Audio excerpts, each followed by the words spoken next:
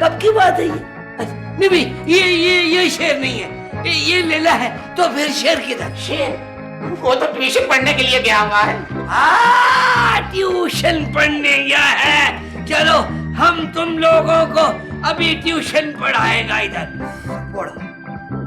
Elf da elf ja, Elf da elf ja, da ja, da ja, alf be ab elf ba, alf be ab elf ba, da ja ba, da ja ba, ye be yep, yep, yep। नहीं ये नहीं, तुम लोगों को नहीं आता ये।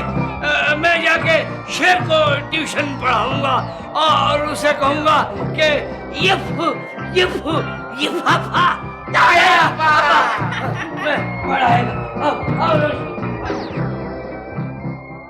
जनाब मेरा लेला गुम हो गया। तो हम क्या करें? यही मेरा लेला है।